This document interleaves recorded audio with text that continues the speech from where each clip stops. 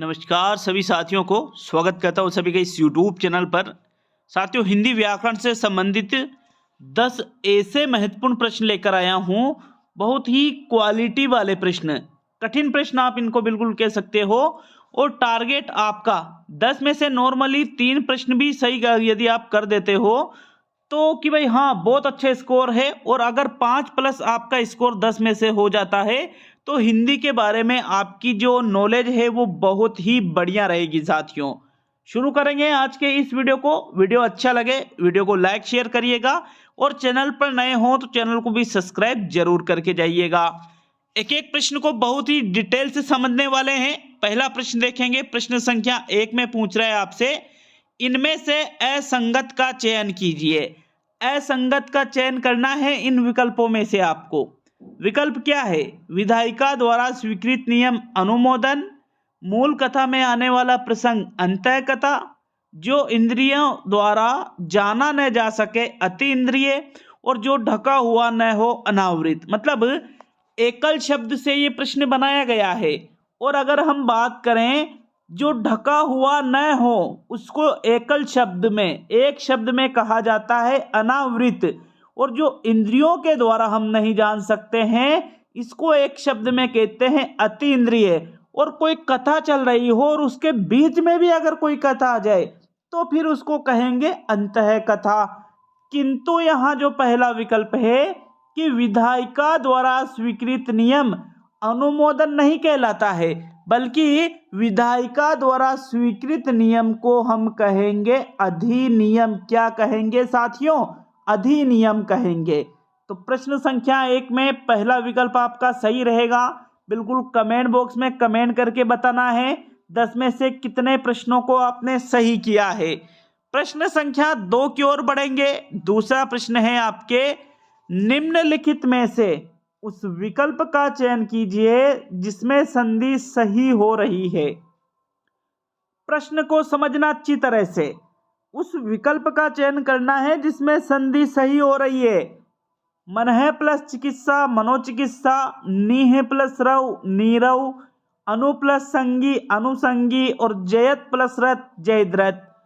तो साथियों, प्रश्न संख्या 2 में देखिएगा विकल्पों को और अपने जो आंसर आपको जो लगता है उसका चुनाव कीजिएगा। आंसर देखते हैं इसका। तो इसका भाई आंसर है चौथा विकल्प। इसका आंसर चौथा विकल्प कैसे है? क्योंकि मनः प्लस चिकित्सा से मनोचिकित्सा शब्द नहीं बनता है, बल्कि शब्द बनता है मनश्चिकित्सा। कौन सा शब्द बनता है? मनश्चिकित्सा। तो ये गलत। निह प्लस रव से नीरव शब्द बनेगा, लेकिन ये निह जो है इसमें छोटी ई की मात्रा लगेगी। निह प्लस रव बराबर शब्द बनेगा नीरव, बड़ी की मात्रा हो जाती है विसर्ग हटने पर साथियों। तो फिर ये भी गलत। अनु प्लस संगी से अनुसंगी नहीं शब्द बनेगा अनुषंगी, ये से षटकोण वाला आएगा इसमें। तो ये भी गलत। और जयत प्लस रथ से शब्द क्या बनेगा? जयद्रथ। तो बिल्कुल दूसरे प्रश्न में चौथा विकल्प सही है, डी वाला। प्रश्न संख्या 3 की ओर बढ़ेंगे। साथियों, तीसरा प्रश्न देखेंगे। प्रश्न संख्या 3, निम्न में से किस शब्द में अनु उपसर्ग है? 4 विकल्प है जिसमें से अनु उपसर्ग वाला विकल्प आपको देखना है। अनुपम, अनुपस्थित, अनुपजाऊ और अनुराग। तो देखो, दिखने में तो मैंने क्या कहा, बहुत ही क्वालिटी वाले प्रश्न देखने को मिलेंगे। और इसी प्रकार के वीडियो देखने के लिए चैनल को सब्सक्राइब जरूर करके जाइएगा साथियों। तो अनुपम शब्द की बात करें, अनुपस्थित की बात करें, अनुपजाऊ की बात करें और अनुराग की बात करें, अनु उपसर्ग इसमें डी वाले विकल्प में लगा हुआ है अनुराग में। अनु प्लस राग बराबर शब्द बनेगा अनुराग। बाकी 3 में अगर हम देखें तो अनुपजाऊ अन प्लस उपजाऊ, अन उपसर्ग है इसमें। अनुपस्थित अन प्लस उपस्थित, इसमें भी अन उपसर्ग है। अनुपम अन प्लस उपम, इसमें भी अन उपसर्ग है। तो अनुपम, अनुपस्थित और अनुपजाऊ में तो अन उपसर्ग है, किंतु अनुराग में कौन सा उपसर्ग है? अनु उपसर्ग है। यही आपका आंसर है साथियों। तीसरे प्रश्न में डी वाला विकल्प आपका सही रहेगा। प्रश्न संख्या 4 की ओर बढ़ेंगे। चौथा प्रश्न देखते हैं, प्रश्न नंबर 4, बहुत ही क्वालिटी वाला प्रश्न। देखिएगा प्रश्न को, निम्नलिखित में से किस विकल्प में मुहावरे संबंधी अशुद्धि नहीं है? मुहावरे संबंधी अशुद्धि नहीं है, उसको देखना है। विकल्पों को देखिए, दुश्मनों ने हथियार रख दिए, दूसरा है प्रधानमंत्री ने देश का धुआंधार दौरा किया, तीसरा है प्रेम करना तलवार की धार पर चलना है, और चौथा है युग परिवर्तन का बीड़ा कौन चबाता है। तो 4 विकल्प में से जिसमें मुहावरे संबंधी अशुद्धि नहीं है उसको देखना है। एक बार आप आंसर बताइए, बिल्कुल एक एक प्रश्न को डिटेल से मैं आपको यहाँ पर बताने वाला हूँ। मित्रों, चौथे प्रश्न का जो आंसर है वो रहेगा सी वाला विकल्प, तीसरा। प्रेम करना तलवार की धार पर चलना है, ये बिल्कुल सटीक मुहावरा है। बाकी तीनों मुहावरे गलत है। कैसे? जैसे पहला कह रहा है कि दुश्मनों ने हथियार रख दिए, तो रख दिए नहीं होता है, दुश्मनों ने हथियार डाल दिए होते हैं साथियों। प्रधानमंत्री ने देश का धुआंधार दौरा किया, धुआंधार दौरा नहीं होता है, तूफानी दौरा होता है। और युग परिवर्तन का बीड़ा चबाते नहीं है, उठाते हैं, तो ये भी गलत हुआ। इस वजह से सी वाला विकल्प आपके चौथे प्रश्न का सही आंसर है। प्रश्न संख्या 5 की ओर बढ़ेंगे। 5वां प्रश्न है, बहुत ही क्वालिटी वाला प्रश्न वापिस। किस विकल्प के सभी शब्द शुद्ध है? सभी शब्द शुद्ध होना चाहिए। बारीकी को पकड़ना सीखो, एग्जाम में इसी प्रकार से प्रश्न बनते आ रहे हैं आपके। पुनरावलोकन, मुहूर्त और अनाहुत, मात्राओं को देखना, शब्दों को देखना। आह्वान, हरिण, कैलाश, सरोजनी, दवाइयां, मिष्ठान्न, और अभ्यारण्य, उज्जवल और अतिशयोक्ति। तो प्रत्येक विकल्प में 3-3 शब्द है। अब यहां आपको यह देखना है कि तीनों ही शब्द शुद्ध हैं, उस विकल्प का चुनाव आपको प्रश्न नंबर 5 में करना है। तो अच्छे से देख सकते हो, टाइम बिल्कुल ले सकते हो साथियों आप। आंसर अगर हम इसका देखें तो इसका जो आंसर रहेगा वो रहेगा बी वाला विकल्प, दूसरा। कैसे? मैं बिल्कुल अच्छी तरह से बताने वाला हूं। यहां चौथे विकल्प में जो अभ्यारण्य शब्द है ये गलत है। शुद्ध शब्द होता है अभयारण्य। क्या होता है? अभयारण्य। तो फिर ये एक गलत तो इसमें से निकल गया, तो ये गलत हुआ।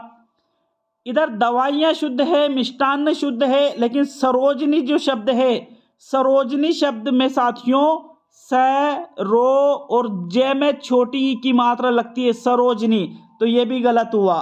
पुनरावलोकन शुद्ध है, मुहूर्त शुद्ध है, अनाहुत शब्द में बड़े उ की मात्रा लगती है, इस प्रकार से अनाहुत को लिखा जाता है, तो ये भी क्या हुआ? अशुद्ध हुआ। तो पहले में अनाहुत अशुद्ध है, दूसरे में आह्वान। इसी प्रकार से अपन बोलते हैं ना हिरण, हिरण शुद्ध नहीं, हरिण शब्द शुद्ध होता है। और अपन बोलते हैं ना कैलाश, शेषंक वाला लिखते हैं, वो भी गलत है, यही शुद्ध है कैलाश, हरिण और आह्वान। इसमें सरोजनी गलत है और इसमें अभयारण्य गलत है। तो बिल्कुल है, प्रश्न नंबर 5 में बी वाला विकल्प आपका आंसर होगा। प्रश्न संख्या 6 की ओर बढ़ेंगे। 6वां प्रश्न देख लेते हैं।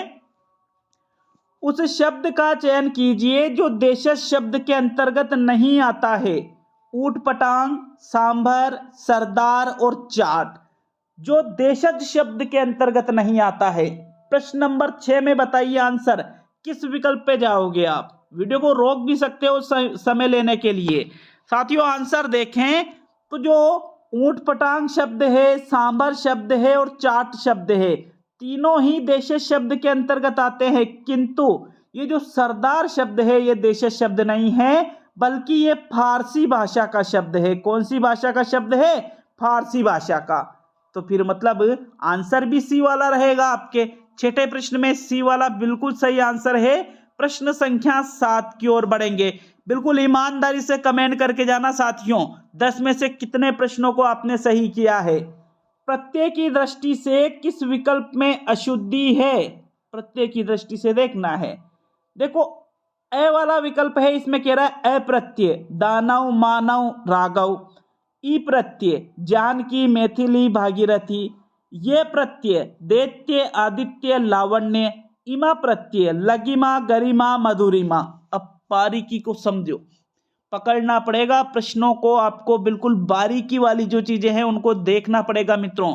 अगर हम बात करें धनु प्लस ए दानव, मनु प्लस ए मानव, रघु प्लस ए राघव, बिल्कुल तीनों में ही ए प्रत्यय लगा हुआ है। जनक प्लस ई जानकी, मिथिला प्लस ई मैथिली, भगीरथ प्लस ई भागीरथी, बिल्कुल बड़ी ई वाली जो है ये प्रत्यय लगा हुआ है। दीति प्लस ये दैत्य, अदिति प्लस ये आदित्य, लवण प्लस ये लावण्य, बिल्कुल इसमें भी ये प्रत्यय लगा हुआ है सभी में। लघिमा में और मधुरिमा में तो इमा प्रत्यय है, लेकिन ये जो गरिमा शब्द दे रखा है ना, ये देखो इमा है छोटी वाली ई है, और गरिमा हमने जो लिखा है इसमें बड़ी ई लगा रखा है गरिमा, ये देखो बड़ी ई की मात्रा। मतलब मैंने क्या कहा था, बारीकी को पकड़ना पड़ेगा। इस वजह से 7वें प्रश्न में आपके जो डी वाला विकल्प है ये आपका बिल्कुल सही आंसर होगा साथियों। प्रश्न संख्या 8 की ओर बढ़ेंगे। 8वां प्रश्न है, विशेष शब्द जो सदैव एक वचन में रहते हैं के अंतर्गत नहीं आता है। अनेक, भीड़, ईश्वर और हवा।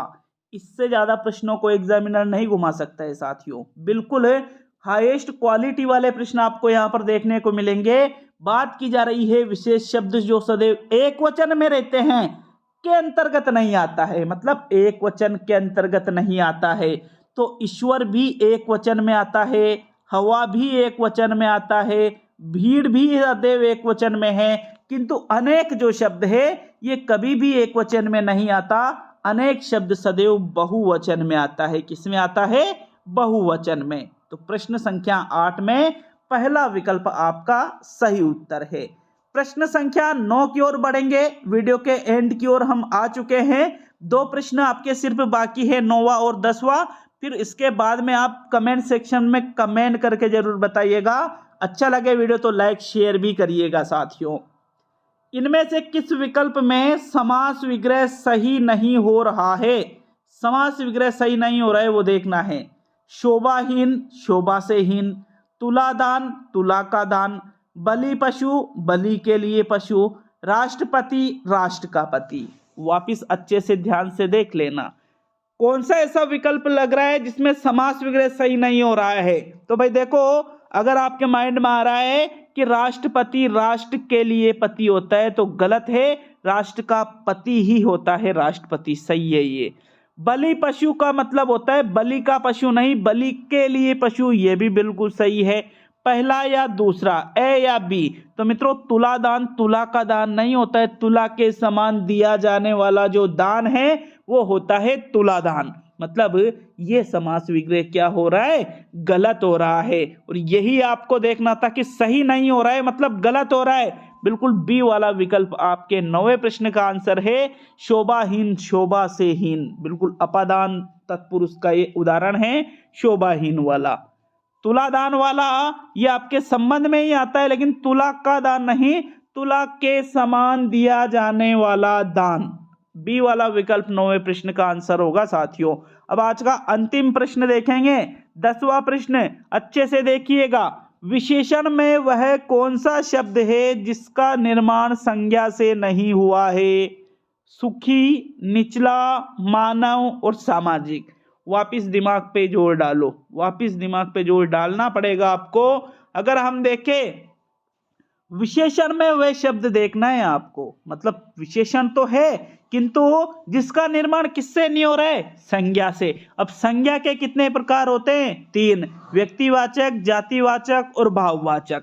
सुखी जो शब्द है ये बना है सुख से। सुख एक भाववाचक संज्ञा शब्द है। जब हम इसमें ई प्रत्यय लगाते हैं तो शब्द बन जाता है सुखी, ये बिल्कुल संज्ञा से विशेषण बना है। मानव जो शब्द है मनु शब्द से बना है, और मानव शब्द बिल्कुल ये भी बना है आपके संज्ञा से। सामाजिक शब्द बना है समाज से, और समाज भी आपके जातिवाचक संज्ञा के अंतर्गत आ जाता है समूह में, ठीक है। निचला जो शब्द है ये बना है नीचे से, और नीचे जो शब्द है ये आपके क्या है? एक अव्यय है साथियों। क्या है? अव्यय। तो इसका निर्माण हुआ है अव्यय से विशेषण। अर्थात 10वें प्रश्न में बी वाला विकल्प आपका सही रहेगा। तो ये हिंदी व्याकरण से संबंधित बहुत ही शानदार क्वालिटी वाले प्रश्न आज आपके लिए लेकर आया था। कैसे लगे हमें कमेंट बॉक्स में कमेंट करके बताइएगा। मिलेंगे साथियों जल्दी ही अगले वीडियो में।